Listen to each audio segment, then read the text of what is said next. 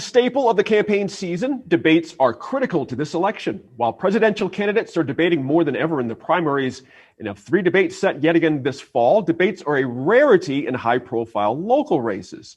Now, here at NMPBS, we've locked down one of the 2 Senate debates. Watch it October 18th at 6 p.m.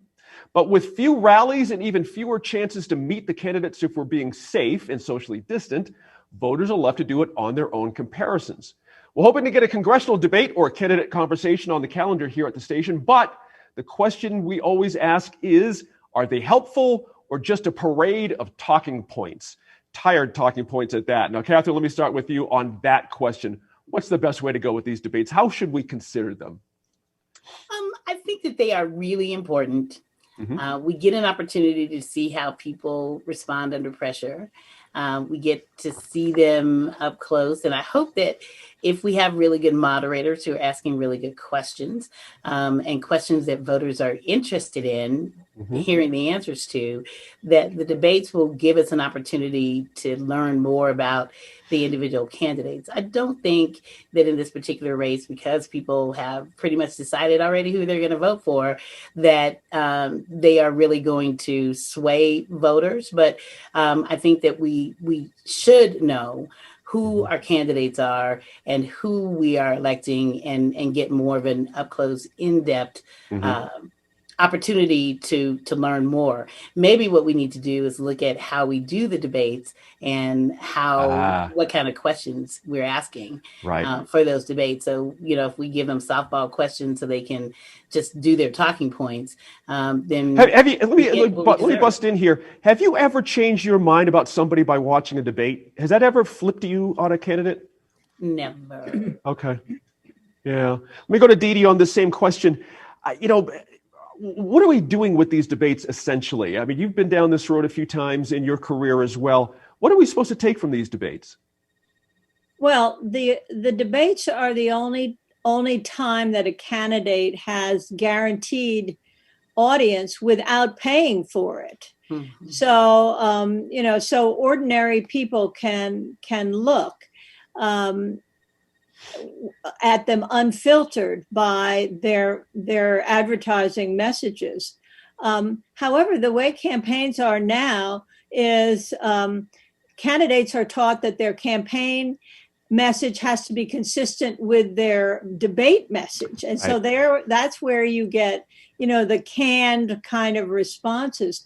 I tuned into the Yvette Herrell, Claire Chase debate during the primary, and I was expecting a real fight, some real good entertainment, and I walked away rather bored.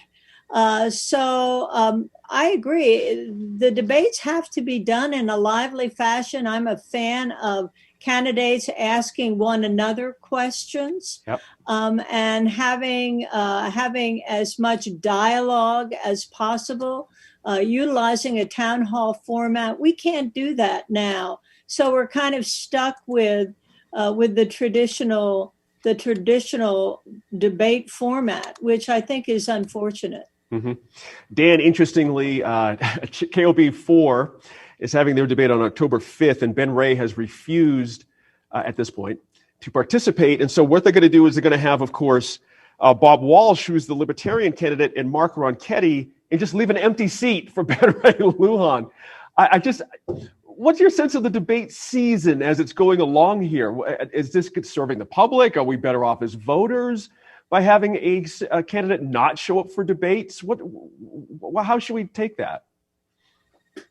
I don't think you're ever served by the candidate not showing up to the debate. I mean, I think if the forums are put on, I mean, you ought to be there. The problem with the forums is that, these forums spend way too much time asking about what's your favorite book, and if you could meet your most famous person, what would you say to them today? And they ask these kinds of questions instead of getting right to the heart of the matter and saying, look, Mark Ronchetti, you said this, why have you changed? Or Ben Ray Lujan, you voted for this, why have you changed? Right.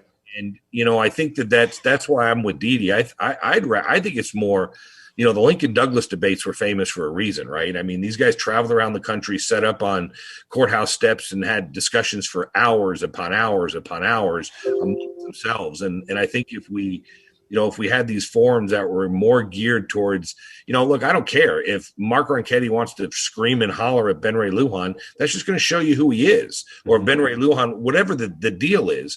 I think these, if you watch from the presidential debates down, right? Obviously, the higher up you go, the more seasoned they get. I mean, how many times have we watched the presidential debates, whether it's in the primaries, and they say, tell us your position on tax reform? And the answer is, thanks for the question. I want to tell you what Dee Dee Feldman did to become an education. And Yes. You're like, no one answers the questions. And so I think it's far better to just say, we're going to have a debate. Here's how it's going to go. You're going to have 9 minutes between you guys, and we're going to have a commercial break. And you're, kind of like the WWE.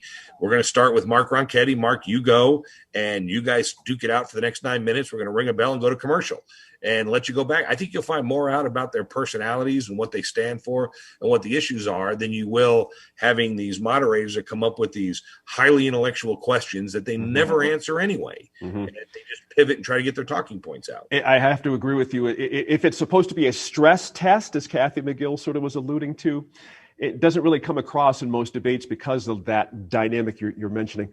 Dee Dee, I got a question for you. This is maybe something for us a little bit older. I've always felt like we've put so much into that old Kennedy-Nixon debate, that first TV debate, that everyone likes to lean on and say, look, oh my gosh, Nixon got crushed and Kennedy did all this and that.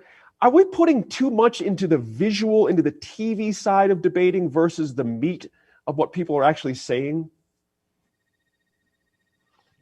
Well, I think I think we're always putting too much into the visual entertainment aspect of it, rather than to the substance. But I do think that people judge character, Right. Sometimes by appearance, sometimes by actions. And debates did make more of a difference in the past, though, than they are now. I do think that sometimes at the margins they can be influential. For example, Obama, when he first debated in, I think it was 2012, did a terrible job and lost some support. But then that spurred him to improve in the next two debates. But when there's only one debate that everybody focuses on, it's much more high stakes. That's a good point. We have to throw, I'm going to move on here, but we have to throw in as well the amount of people mailing in vote, early voting. Debates are later down the cycle. Does it really matter as much as they used to? We'll find out. This group will be back to take a whack at one final issue, voting in this critical election. We'll be back in just a few minutes.